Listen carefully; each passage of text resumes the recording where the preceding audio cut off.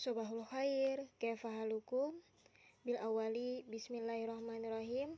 Pada pertemuan kedua ini kita masih membahas di bab 4, meyakini qada dan qadar Allah Subhanahu wa taala. Di pembelajaran sebelumnya kita sudah membahas tentang pengertian iman kepada qada dan qadar Allah Subhanahu wa taala. Nah, kita bermurajaah dulu. Masih ingatkah kalian apa itu qada dan qadar? Qada adalah sesuatu yang berkaitan dengan makhluk Allah yang belum terjadi, sifatnya masih berupa tulisan yang berada di Lauhil Mahfuz. Sedangkan qadar adalah sesuatu yang berkaitan dengan makhluk dan sudah terjadi, sehingga dapat diketahui oleh manusia. Lalu di akhir pembelajaran ada pertanyaan, mungkinkah seorang hamba Allah dapat mengubah takdirnya? Nah, jawaban yang benar dari pertanyaan tersebut akan kita bahas pada pembelajaran hari ini. Kita mulai pembelajaran hari ini dengan membahas tentang dalil qada dan qadar Allah Subhanahu wa taala serta hubungan qada dan qadar Allah Subhanahu wa taala. Di video sebelumnya kalian sudah mengetahui hadis tentang qada dan qadar Allah Subhanahu wa taala yang telah berlaku semenjak ruh dimasukkan ke dalam jasad. Adapun salah satu dalil Al-Qur'an yang berkaitan dengan qada dan qadar Allah Subhanahu wa taala yakni pada Quran surah Al-Qamar ayat 49 yang berbunyi A'udzu billahi minasyaitonir rajim. Bismillahirrahmanirrahim. Inna kulla syai'in khalaqnahu biqadar. Yang artinya, sungguh kami menciptakan segala sesuatu menurut ukuran. Hukum tajwidnya in gunnah na matabi'i syai'in kha izhar khalaq qalqalah sugra. Surah tersebut menerangkan tentang bahwa Allah menciptakan makhluk berdasarkan qadar. Selanjutnya, surah yang kedua, Quran surah Ar-Ra'd ayat 11 yang berbunyi Bismillahirrahmanirrahim. Lahu mu'aqibatum min baini yadayhi wa min khalfihi yahfazunahu min amrillah.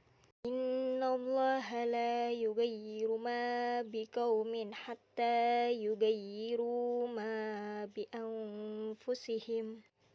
Wa idza aradallahu biqaumin su'an fala maraddalah. Wa ma lahum min dunihi min wal. Shadaqallahul azim. Yang artinya, baginya manusia ada malaikat-malaikat yang selalu menjaganya bergiliran dari depan dan belakangnya. Mereka menjaganya atas perintah Allah. Sesungguhnya Allah tidak akan mengubah suatu kaum sebelum mereka mengubah keadaan diri mereka sendiri. Dan apabila Allah menghendaki keburukan terhadap suatu kaum, maka tak ada yang dapat menolaknya dan tidak ada pelindung bagi mereka selain Dia. Quran surah Ar-Ra'd ayat 11.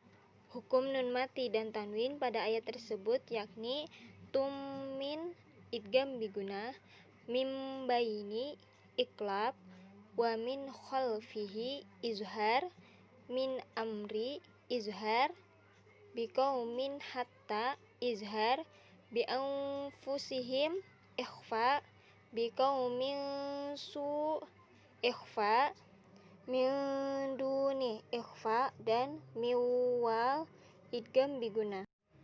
Ayat ini menerangkan tentang bahwa qadar atau takdir kita tidak akan berubah tanpa usaha atau ikhtiar dan tawakal kita kepada Allah Subhanahu wa taala. Lalu bagaimana hubungan qada dan qadar Allah Subhanahu wa taala? Qada dan qadar adalah merupakan hak Allah, akan tetapi qada dan qadar Allah Subhanahu wa taala akan berhubungan dengan manusia yang diberikan akal pikiran dan kekuatan untuk berusaha. Sehingga timbul pertanyaan, bagaimanakah pengaruh usaha manusia terhadap qada dan qadar Allah Subhanahu wa taala? Nah, melalui hubungan antara usaha manusia dengan qada dan qadar Allah Subhanahu wa taala, para ulama berpendapat bahwa qadar atau takdir itu ada dua macam, yakni yang pertama, takdir mu'allaq. Takdir mu'allaq adalah takdir yang erat kaitannya dengan usaha atau ikhtiar manusia. Artinya, usaha atau ikhtiar manusia mempunyai pengaruh terhadap takdir, sehingga usaha manusia mendatangkan hasil seperti yang dicita-citakan oleh manusia. Contoh, seorang peserta didik bercita-cita ingin menjadi insinyur pertanian. Untuk mencapai cita-cita itu, ia berusaha secara maksimal, baik secara lahir maupun batin. Jenis usaha lahirnya adalah belajar dengan tekun, belajar sungguh-sungguh. Ia belajar tidak karena akan ulangan atau ujian. Sebaliknya, ia belajar setiap waktu, karena tugas utama bagi seorang peserta didik adalah belajar. Sedangkan usaha batin adalah melalui rajin beribadah dan berdoa kepada Allah, sehingga akhirnya apa yang ia cita-citakan menjadi kenyataan, yaitu menjadi insinyur pertanian. Takdir yang kedua yakni takdir mubram adalah takdir yang terjadi pada diri manusia dan tidak dapat diusahakan atau tidak dapat diubah melalui usaha manusia. Artinya, usaha manusia sudah tidak dapat lagi berpengaruh terhadap qada dan qadar Allah Subhanahu wa taala. Salah satu contoh, kematian baik waktu, cara dan tempatnya, bencana alam, jenis kelamin laki-laki dan perempuan, ras dan warna kulit, dan datangnya hari kiamat. Jadi dapat kita simpulkan, qada dan qadar Allah Subhanahu wa taala terbagi menjadi dua takdir. Takdir yang dapat diubah dengan usaha atau ikhtiar disebut dengan takdir mu'allaq. Sedangkan takdir yang tidak dapat diusahakan lagi adalah takdir mubram.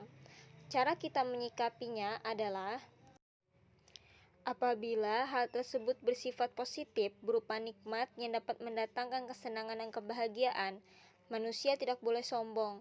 Sebaliknya harus senantiasa bersyukur kepada Allah. Bentuk bersyukur adalah dengan menambah ketaatan dan takwa kepada Allah. Apabila nikmat Allah itu diterima dengan penuh hidup syukur, maka Allah akan memberikan keberkahan dan menambah kenikmatan tersebut. Namun apabila takdir tersebut bersifat negatif, seperti mendatangkan kesedihan, sakit, kurang beruntung, kurang rezeki, kurang sukses, dan musibah lainnya, harus tetap diterima dengan sifat positif. Karena dibalik sesuatu yang menurut manusia kurang memberikan keberuntungan, tetapi pasti memberikan hikmah yang positif. Hanya saja manusia tidak mengetahui dibalik semua yang terjadi, sehingga sikap yang harus ditumbuhkan oleh umat Islam adalah sifat positif dan sabar terhadap semua yang terjadi, sehingga menjadi bentuk kebaikan.